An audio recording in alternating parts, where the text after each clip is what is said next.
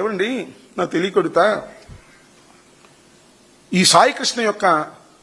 మేనమామ ఏం చెప్పాడు మొన్న మెల్లో ఏం వేసుకున్నాడు టీ కప్పు గ్లాసు మేము జనసేన అన్నాడు ఆయన మేము పవన్ కళ్యాణ్ కోసం ప్రయత్నం చేశాం లోకేష్ కోసం ప్రయత్నం చేశాం నేను చెప్పాడా చనిపోయిన మేనలుడి తరువాత చెప్పాడు మేము జనసేన అని చెప్పాడు ఏమండి వాళ్ళు జనసేన కాదా చెప్పండి ఏమండి బొలిశెట్టి వారు పలకరించారంటే వెళ్ళి పలకరించారా ఆ కుటుంబాన్ని మేలు పలకరించాం పలకరిస్తే ఏంటి మీ కడుపుమంట అమ్మ పెట్టదు అడుక్కు తినివ్వదు మీరు సపోర్ట్ చేయరు మా బోర్డు వాళ్ళు సపోర్ట్ చేస్తే మా మీద తట్టలు బుడదేస్తారు ఇదేరా మీకు సిగ్గుంది మీ జనసేనకు కష్టపడి పనిచేసినటువంటి కుటుంబంలో ఒక వ్యక్తి చనిపోతే పలకరించడానికి వెళ్ళారు వెళ్ళకపోయారు రాజీకి వెళ్తారా సిగ్గుందా మీకు మీ ఇన్ఛార్జ్ వెళ్ళి 10 ఇస్తాం 25 ఇస్తాం 30 ఇస్తాం నాగరాజుతో రాజీ పడని చెబుతారు సిగ్గుందా మీకు నేను అర్థం కాలా నేను చెప్పిన మాటలు కాదు ఇవి సాక్షాత్తు చనిపోయిన కుర్రవాడు మేనల్లుడు నవరంగి చెప్పాడు మేము చెప్పాలి ఆంటీ గారు ప్రెస్ మీట్ పెట్టి చెప్పాడు సిగ్గుందా మీకు సిగ్గుందా జనసేనకని అడుగుతా ఉన్నా బాధపడి అడుగుతా ఉన్నా మీ మీద కోపంతో కాదు బాధపడి అడుగుతా ఉన్నా ఇక్కడ దాకా ఎందుకు మేము సిబిఐ ఎంక్వైరీ అడుగుతున్నాం ఓకే సమాజంలో కొంతమంది సిబిఐ ఎంక్వైరీ అడుగుతున్నారు తల్లి ఏమడుగుతుందయ్యా తల్లి ఏమడుగుతుంది చెప్పండి తల్లి దోషుడు భస్మం అడుగుతుందయ్యా జనసేన వారు దోషుడు భస్మం అడుగుతుంది సిబిఐ ఎంక్వైరీ వేస్తారో వెయ్యరో పక్కన పెట్టండి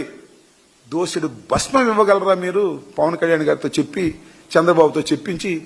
దోషుడు భస్మం ఇవ్వలేనటువంటి చంద్రబాబు నాయుడు గారు కుటుంబానికి అండగా ఉంటాడంట ఇప్పుడు జగన్మోహన్ రెడ్డి గారు వెళ్లి పలకరించిన తర్వాత పొద్దున్నే కుటుంబానికి అండగా ఉంటాడంట అప్పుడు దాకా అండగా ఉండడు దోషుడు కాకపోతే గుప్పిడి ఇవ్వండియా ఆ తల్లి ఆత్రత తగ్గిద్ది అది లేదు నా మీద బ్యాడ్ ప్రాపకాండ అంటే రాంబాబు కలగ చేసుకోకపోతే ఇది తొక్కేసేవడం అనే కుట్రగా మీది అంతేనా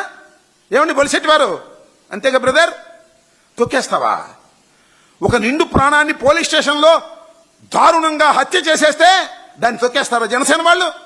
వాళ్ళెవరు మా కార్యకర్తలు కాదు మీ కార్యకర్తలను మీరు పలకరించరు మేము పలకరిస్తే మా మీద బురదలుతారు శభాషణలయ్యా మీరు మీకంటూ మనసుంటే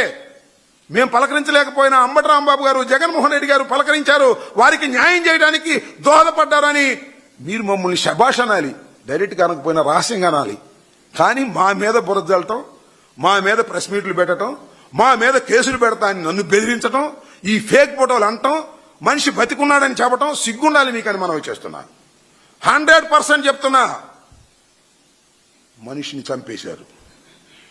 చంపేశారు ఓన్లీ నాగరాజు కాదు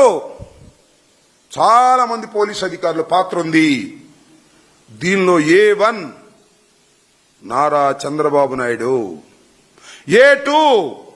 హోంమంత్రి A3 DGP Harish Kumar Gupta A4 commissioner Rajasekhar Babu A5 మాత్రమే నాగరాజు తర్వాత చాలా మంది ఉన్నారు కానిస్టేబుల్స్ లాఠీలు తెచ్చినవాడు కొట్టినవాడు హాస్పిటల్కి తీసుకెళ్లి ముందేసినవాడు అక్కడి నుంచి తీసుకెళ్లి శ్మశాన వాటకంలో తగలేసినవాడు కారు నడిపినవాడు ముందు స్కూటర్ నడిపినవాడు వీళ్ళందరూ కూడా